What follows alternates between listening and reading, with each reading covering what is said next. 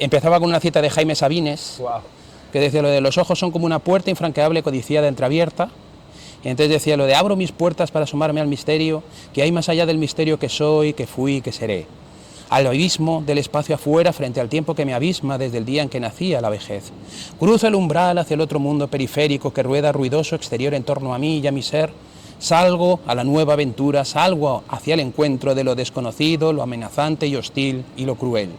Abro mis ojos, levanto los párpados viejos, miro de puertas afuera, sí, lo hago por fin sin temer.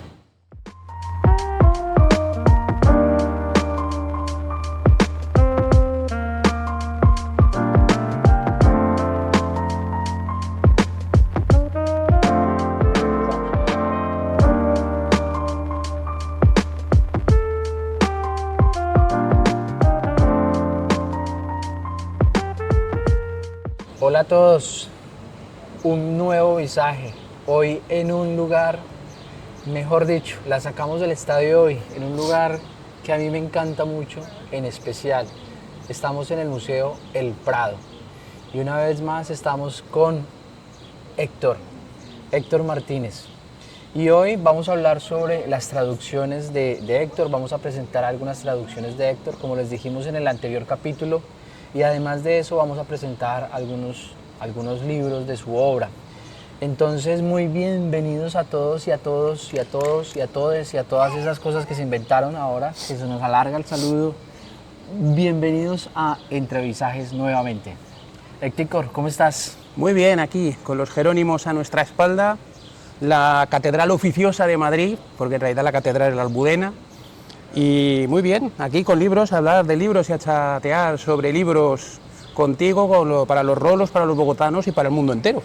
Qué bueno. Bueno, Héctor, entremos en materia. Ayer estábamos hablando acerca de las traducciones que tú vienes desarrollando. Y quisiera que me hablaras entonces, por acá tengo muchas cosas de lo que tú tienes, que has venido traduciendo. Veo que has traducido a Arthur Conan Doyle, este es Matteo Carayale, que es el hijo de Gianluca Carayale, y Antonio Ghislanzoni. Muy bien, antes de entrar en materia en estos libros, hablemos un poquito sobre el oficio de traducir libros. ¿Cuál es ese oficio y por qué te metiste en este oficio tan difícil? A ver, yo no soy traductor profesional. Ajá. Eso, a ver si me van a acusar de intrusismo. Los traductores profesionales, no soy traductor profesional, lo tengo que decir desde el principio. Soy más traductor a la Unamuno, ¿no? Que aprendió danés para poder leer a Kierkegaard en su lengua original, por ejemplo, ¿no?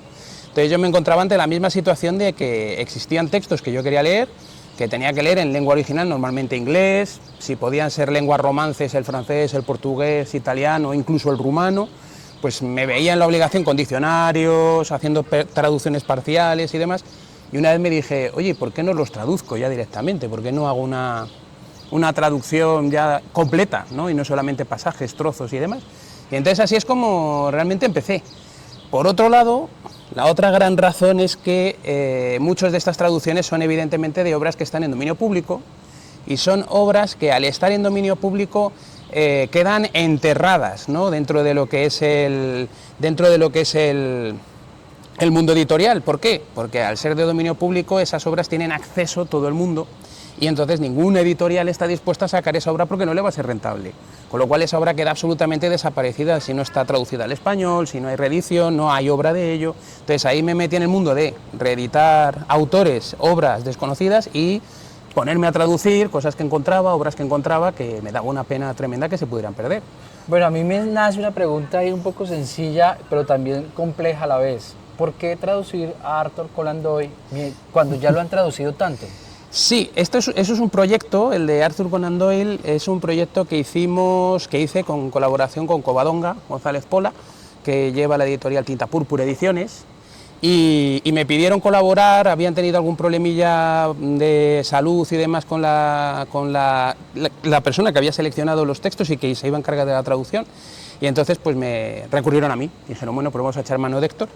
Y nos pusimos a mano ahí a traducir a Arthur Conan Doyle, de hecho a traducir no los textos de Sherlock Holmes, sino a traducir lo que son relatos que son desde los inicios hasta prácticamente, sí, la 1920 o por ahí, que son los textos que tienen que ver con cuentos de terror, terror cósmico, fantasmas, y que no hay Sherlock Holmes por ningún lado, pero sí que está fragmentado en cada uno de los cuentos, o sea, sí es muy reconocible. Entonces es un proyecto como muy bonito, yo creo que nos quedó bastante bien lo que es esta obra, se vendió también muy bien, fue muy bien recibida también. Entonces fue un proyecto que a mí me gustó, que al final contasen conmigo y me llegó de rebote realmente. Una historia del futuro, nunca había escuchado a este autor, cuéntanos un poquito para los televidentes, para nuestros seguidores. Esta es una obra que es de finales del siglo XIX, es una obra italiana de ciencia ficción surrealista, ¿no? Es una de estas obras en las que se hace una especie como de ucronía, distopía y presentar un mundo que de hecho es de este tipo de retrofuturista, ¿no? de ponerte elementos hacia el futuro, pero utilizando los elementos del pasado que tenían ellos. Entonces tienen barcos, por ejemplo, voladores, pero que van con globos, sustentados por globos, o sea, lo que llegaba a imaginar el autor. Es una obra que me llamó la atención por cómo estaba planteado por la época, una ciencia ficción surrealista, retrofuturista, escrita a finales del siglo XIX, pero es que también me llamaba la atención el autor, porque el autor es Ghislansoni, que en realidad era barítono. Entonces a él le gustaba, es una persona muy polivalente, era barítono, estaba metido también en asuntos de política, luego se metió en asuntos de literatura con obras muy locas como esta, y esta obra no recuerdo si realmente existía alguna traducción o si existía estaba descatalogada. Y entonces esta obra pues era importante, no sé, yo considero que era importante tenerla en español. Entonces, pues bueno, por eso salió esta, y yo creo que además quedó en una edición bastante hermosa. Esta sí que es cuestión mía, esta la hice yo completita, en diseño, en todo, y no sé, es una de las pequeñas joyitas que tengo ahí dentro del catálogo que me gustó. Bajo el sello del secreto, Héctor. Estas son dos novelitas cortas de Mateu Carayali, estaban en rumano y no estaban traducidas al español. Del español de Mateu Carayali, que es el hijo, como te decía antes, del dramaturgo Gianluca Carayali, estaba traducida otra obra que es muy conocida, ahora no me sale cómo es el título, pero es así como muy Oscar Wildiana, ¿no? Muy de la época, y es así el autor también, y en estas dos novelitas presenta también una especie de universo muy parecido, o sea, que encajaría perfectamente con ese espíritu decadente, tardo romántico de un Oscar Wilde, ¿no? Con el simbolismo y con todo el elemento de finales del siglo XIX y del decadentismo realmente. Héctor, yo veo que te gustan mucho los desafíos, los retos, porque digamos que traducir estas obras, más cuando están olvidadas, rescatarlas del olvido, digamos que es un oficio dispendioso. Y yo quisiera preguntarte entonces, es eso, ¿qué gran reto te presentaron estas obras a la hora de traducirse? ¿Por qué un escritor se lanza a esta aventura y cuál es el reto o el desafío más grande que encuentra allí? El reto, como siempre se dice, el traductor es el gran traidor, ¿no? También se suele decir que el traductor es un reintérprete de una obra, también. Entonces, por un lado es verdad que traicionas, porque evidentemente cuando te das cuenta de lo que están diciendo en inglés, y yo no te digo en rumano me costó horrores también, porque a pesar de ser lengua romance, como decía Unamuno, decía, bueno, es una lengua romance, pero muy lejana, muy lejana al español, se parece, pero cuesta horrores, ¿no? Y entonces te das cuenta de que traicionas muchas veces porque hay cosas que no puedes expresar en español. Por ejemplo, me acuerdo una de las últimas, de los grandes proyectos en los que estoy metido ahora, que me meto yo solo, en realidad, y me lo creo yo solo, que es traducir aquello que no está traducido, de las obras inéditas, digamos, en español, de Edith Nesbit, ¿no? Que es en el que estoy sacando volúmenes, ya llevan 6, y me queda sacar unos 3 o 4 más, ya verás cómo luego son 5, y entonces tiene un texto escrito, es el de In Homespun, que es como en casa lo traduje, y ese, que sí que está en la colección, ya está disponible. Es un texto que está escrito utilizando el Kentish, utilizando el dialecto de Kentish, ¿no? De la zona de Kent, del condado de Kent, que es muy parecido a lo que hacían los irlandeses con el Kailyard, que era la escritura utilizando los regionalismos, coloquialismos, ¿no? Irlandeses, jugando con todas estas frases inglesas, ¿no? Y entonces ese fue complicado realmente de traducir, sobre todo porque era una reproducción fonética, claro, del habla, entonces casi era mejor, antes que leerlo, intentar leerlo tú o en alto o incluso ponerlo a que lo dijera una voz en alto mecánica para intentar captar el sonido e intentar captar qué están diciendo realmente. Entonces ese me llevó bastante porque a los nativos no les costaba nada, pero a mí sí, que no soy traductor profesional y no tengo un habla, digámoslo así, fonético del inglés correcto ni nativo. Ajá. Pues ese me costaba más, no era un inglés escrito que pudiera reconocer con las clases que yo tengo de inglés. Entonces ese fue complicado, por ejemplo. En otras, te cuento otra. En el de Arthur Conan Doyle, sí. En el de Te odio Sherlock, que no hemos dicho el título, he dicho lo de Sherlock, pero se me ha olvidado lo del Te odio. En ese ocurría, y me ocurrió también en otros muchos, que como son obras del siglo XIX, o final del siglo XIX, son muy antiguas ya en ese sentido, muchas veces mencionan cosas que hoy en día no existen. Y muchas veces utilizan palabras para mencionar esas cosas o nombrar esas cosas que hoy día esas palabras significan otra cosa completamente distinta. Entonces no puedo acudir al significado que tienen hoy esas palabras. Entonces hay un fenómeno muy curioso que es, siempre lo cuento, una equivocación, pero que se ha quedado como broma, como burla, que en uno de los relatos que van a una casa de fantasmas para ver si realmente hay fantasmas y quedan dos señores ahí, había una palabra que decía que iban a coger algo y que se iban a llevar algo. Entonces yo entendía que iban a llevar comida, que iban a llevar bebida, que iban a llevar las pipas, ¿no? Las pipas de fumar. Y en un momento dado decían un nombre que yo no sabía lo que era una marca de algo, yo no sabía de qué era la marca. Y encontré ese mismo nombre como marca de una comida, pero que era algo posterior a Conan Doyle. Y digo, bueno, pues a lo mejor es que ya existía de antes. Bueno, en realidad, no sé si era una comida o un whisky, ¿vale? Entonces al final yo les puse a beber whisky mientras comían y estaban en la casa de los fantasmas, ¿vale? Intentando ver si había algún fantasma. En realidad lo que está ocurriendo en la escena es que están fumando pipas, no comiendo, tomando whisky, que no tiene sentido estar tomando whisky comiendo, las pipas y el fumar y el whisky encajan mejor, y esperando a que hayan fantasmas. Entonces subvertí totalmente la escena. Conan Doyle en ese momento se revolvió en su tumba. Pobrecito. Pero bueno, ese misterio que lo resuelva otro. Otro, yo no. Muy bien. Ahora pasemos un poco, Héctor, a hablar sobre tu producción en relación a los que reeditas. Y veo que, por ejemplo, tienes, entre los varios, tienes a Rosalía de Castro, que ayer estuvimos hablando mucho de Galicia. Sí. Y entonces, pues esta gallega, ¿cierto? Muy famosa. También la Bruidas, aquellas brujas que nos salvan la vida.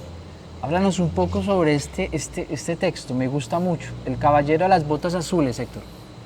A mí me encantó. Todo el mundo, ocurre una cosa con este tipo de obras, y es que no solamente son las obras que entran a dominio público, que quedan enterradas, sino también el hecho que la gente va a decir, pero Rosalía Castro es una autora conocida, ¿no?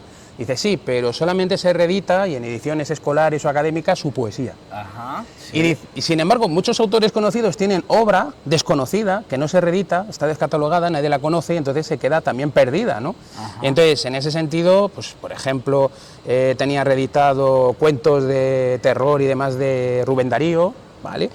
Tenía reeditado, por ejemplo, no me acuerdo ahora, bueno, podemos ir a Rosalía. Tenía reeditado del Caballero de las Botas Azules o del Primer Loco, que son novelas de Rosalía de Castro que la gente apenas conoce. Esta a mí me encantó, me fascinó, porque es muy también de la época, ya llegando al modernismo, pero muy romántica, ¿no? De la época romántica, otra vez con personajes muy surrealistas, con un personaje así que parece muy mefistofélico, ¿no? Que va introduciéndose dentro de los círculos sociales así de alta sociedad, con los amoríos y cosas por el estilo, entonces así como muy embrujante, ¿no? Es un señor que nadie sabe de dónde ha salido, todo el mundo piensa que es el demonio, ¿no?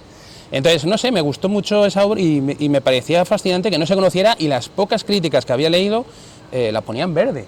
Literalmente decían, bueno, su producción narrativa y ese libro tampoco es gran cosa, y digo, pues tengo que tener otra mirada, o es que a lo mejor a lo largo del tiempo cambian los ojos con que miran esas obras que entonces fueron despreciadas, y hoy día dices, oye, pues esta novela yo creo que tiene un calado, tiene una hondura y un saber hacer, digámoslo así, de Rosalía que no debemos desechar. Claro. Si la tenemos como gran poeta, no puede ser por menos mejor novelista también. No, me llama de verdad mucho la atención, porque lo que dices es cierto, casi que se conoce más su poesía y la narrativa no, y uno debe encontrar de verdad acá esas joyas o esos tesoros que uno no el serendipia que llaman, ¿no? Buscar, encontrar el valor en aquello que uno no esperaba encontrarse. Muy bonito esta edición que tú haces. Bueno, y aquí hay otro que me llama mucho la atención, que es el de Nilo María Fabra. Háblanos un poco de este libro que estás editando. Este es muy reciente, este lo saqué en el 2023, justo en el año pasado. Me llevó mucho tiempo recopilar todos los cuentos, porque son cuentos también del siglo XIX, entroncando con el XX, y es que este señor, Nilo María Fabra, era de esas personas polivalentes que teníamos aquí en España en aquella época. Este señor es, digámoslo así, el germen de lo que hoy se conoce como Agencia F, tú que estás tan puesto en el periodismo, ¿no? Ajá. Es la Agencia F, él llevaba la Agencia Fabra de Noticias y fue de las primeras agencias de noticias que existían en España, que usaban, en lugar de cable que no existía y demás, pues usaban palomas, ¿no? Palomas mensajeras para poder tener la noticia y la exclusiva y demás, y desde ahí de donde sale. Y también se dedicaba a escribir cuentos de ciencia ficción, ¿no? Bueno, digámoslo así, de política ficción, mejor dicho, o sea, los atravesaba a todos con esa mirada desde la ciencia ficción hacia la política, ¿no? Y es la podríamos decir, protociencia ficción española. Entonces, yo consideré que esto tenía que salir hoy día, que se está revalorizando en España mucho la novela fantástica, la novela de ciencia ficción, cosas por el estilo. La gente está mirando a Poe, está mirando a Lovecraft, ¿no? A mí me parece importante entonces recuperar algunas de las joyas que tenemos por ahí perdidas y que no las estamos haciendo caso y las tenemos por ahí enterradas, y este señor estaba sin reeditar. Y de hecho creo que hoy día este es el único volumen que existe realmente completo, porque yo creo que tiene, si le falta alguno es porque no lo haya encontrado, simplemente, pero tiene la práctica totalidad de los cuentos de este señor, de Nilo María Fabra. Como ustedes se dan cuenta, estamos siendo muy fieles al canal, ¿cierto? A Entrevisajes, buscar aquello que es subestimado, que no es valorado, que es puesto en la periferia, que es despreciado. Su merced acabó de decir esa palabra que me gustó mucho, es despreciado. Y a veces en esos desprecios uno encuentra la grandeza del autor. Y eso me parece muy bello en tu oficio, Héctor, que vienes haciendo y que vienes realizando. Y solo. Claro. Y dentro de esos desprecios que nos hace la vida, vamos a encontrar los libros que viene cultivando Héctor, su obra narrativa. Héctor, háblanos, aquí tengo Mijaí y Verónica. Sí, este es de Clarín. Ah, este es de Clarín, estos son los tuyos. El de Mija y Verónica, si recuerdas, es en el que hablábamos en la primera parte. Ajá. El descenso a los infiernos del poeta Mihai Eminescu, del poeta rumano, ¿no? Imitando a Orfeo, imitando a Dante. Ajá. Esta es la novela. Como la tenía por casa algún ejemplar, me la he podido traer para enseñarla, para mostrarla y decir, existe. Excelente novela, no la he leído, pero El primer capítulo si de esta es novela... despreciada, es buena.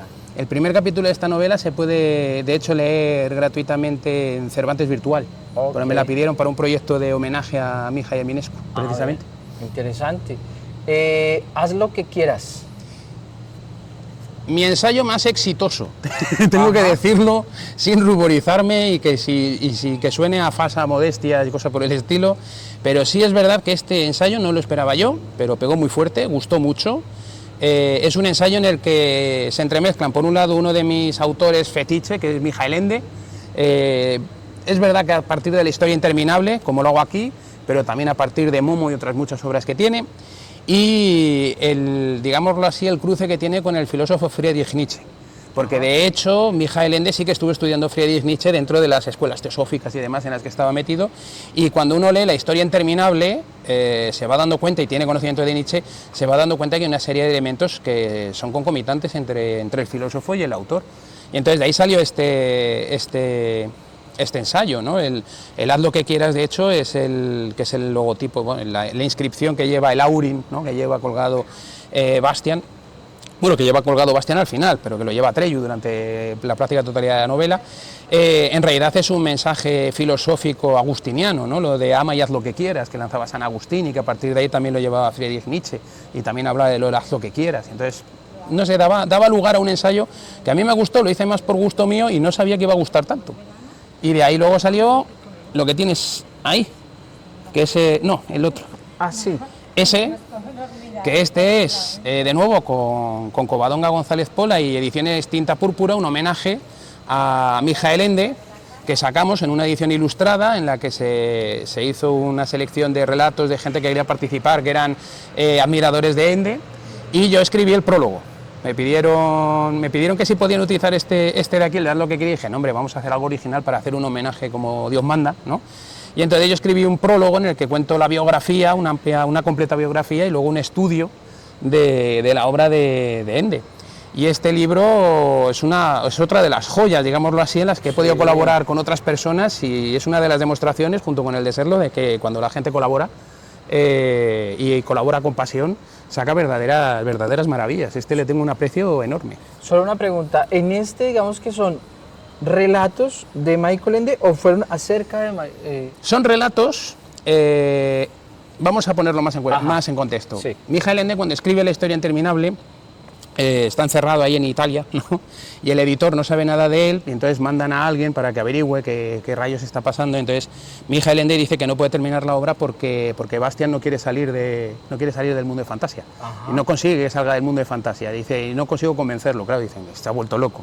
Está diciendo que el personaje no quiere salir de allí y por eso no termina la novela, ¿no? Entonces, al final sí que consigue terminar la novela, pero tenía una novela pues, de este tamaño. Ajá. Entonces le dijeron, o esta es la historia que cuenta él, le dijeron que tenía que cortar por algún lado. Y como la historia interminable es una historia de historias, ¿no? De este tipo de literatura muy antigua, ¿no? Del contar historias de historias, muy decameroniana y muy griega, lo que hizo fue cortar algunas historias, y entonces ponía aquella frase, esto es una historia que será contada en otro momento, ¿no? O algo así. Y entonces esas historias se quedaron sin contar, y la gente le preguntaba a Michael Ende que cuándo iba a contar esas historias que habían quedado sin contar. Y él decía que no le correspondía a él contar esas historias, y que las hiciesen el favor de todos aquellos que habían leído La historia interminable, continuarla. Y entonces de ahí Covadonga me contó que habían hecho una selección y un concurso de relatos, de que precisamente continuara en esas historias que se habían quedado en La historia interminable sin contar, ¿no? Que se iban a contar en otro momento. Bueno, pues esta es una opción. Pero vamos, no es la única, cualquiera puede continuar las historias como quiera. Esta es la que hicimos nosotros como homenaje precisamente a Ende y a La historia interminable. No, interesantísimo, Héctor, muy llamativo esta joya, muy llamativo. Y terminemos hablando un poco sobre tu poesía, y quisiera que me leyeras algo de tu poesía, Héctor, De puertas afuera. Este es el penúltimo, el último se titula Amortecer, que es el que tiene más que ver, pues como casi todo nos pasó con el COVID, ¿no? Pues escribimos algo sobre el COVID enseguida, ¿no? Este es el antepenúltimo, y este de hecho era un poco contradictorio.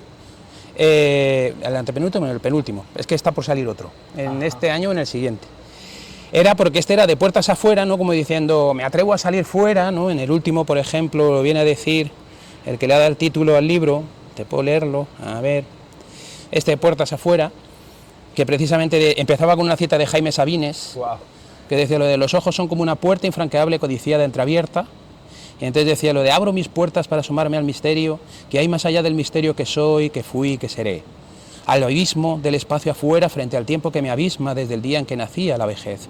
Cruzo el umbral hacia el otro mundo periférico que rueda ruidoso exterior en torno a mí y a mi ser, salgo a la nueva aventura, salgo hacia el encuentro de lo desconocido, lo amenazante y hostil y lo cruel. Abro mis ojos, levanto los párpados viejos, miro de puertas afuera, sí, lo hago por fin sin temer. Entonces, este que daba este título vino inmediatamente la pandemia, y lo de puertas afuera fue de puertas adentro. O sea, precisamente había sacado este poemario y nos encontramos todos encerrados, y lo de salir de casa estaba un poco complicado, las puertas afuera. No, yo por aquí vi uno que se llama El plagio, y que me tenía... Voy a permitirme leer un fragmento de Plagio. He llegado tan tarde para escribir los versos que otros por mí escribieron, y es demasiado tarde para decir que fueron míos antes de tiempo. Tarde, tarde, muy tarde, me di cuenta al leerlos. Ese juego con la lectura me parece hermoso, ¿no? Es una cosa tremenda, Héctor. Y qué rico que los que nos están viendo, nuestros seguidores, se animen a leer a Héctor Martínez. ¿Dónde encontramos todos estos libros, Héctor? ¿A dónde podemos, si algún rolo, si algún visajoso quiere leerte, dónde te encuentra? Los más fáciles, los que son de reedición mía o mi propia producción y demás, eso es lo más fácil en Amazon, porque en Amazon es lo más rápido, ¿no? Siempre puedes decir, oye, lo puedes pedir en la librería y que la librería contacte con Amazon y se lo impriman y se lo manden, pero vamos, ¿para qué hacer intermediarios? Lo puedes pedir tú directamente y ya está, no hay ningún problema.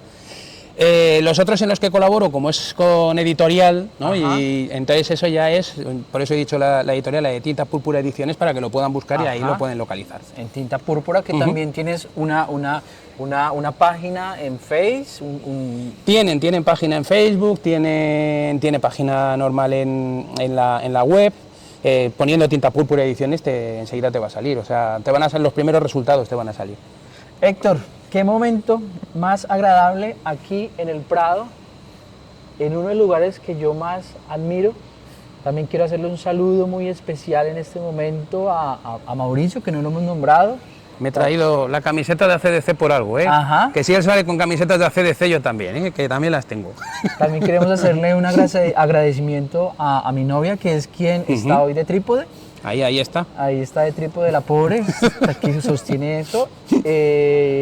Y pues bueno, a este lugar tan maravilloso, el Museo del Prado, que a mí me trae muchos recuerdos. Ella no me cree que yo me venía tardes enteras solo aquí a caminar, a estudiar las obras. Hoy estudiábamos la pintura negra de Goya, que siempre me ha encantado. Y pues bueno, Héctor, un placer estar en tu ciudad, un placer hablar contigo y de verdad que qué visaje tan bacano el que nos llevamos. Yo maravilloso estar aquí como visajoso, ya te lo decía en la primera parte, ardientes deseos de ya estar, después de estar del otro lado de la pantalla, poder estar como protagonista acompañado por vosotros y acompañándoos a vosotros, o a ti en este caso, Mauricio, en espíritu, pero bueno, ya habrá momento de abrazarlo y encantado de presentar lo que yo me dedico y colaborar y traer más literatura y traer más cultura a este mundo precioso que tenemos y que no hay tanta guerra ni tanto dolor si nos dedicamos a hacer esto. Muy bien, visajosos, entonces chao, chao.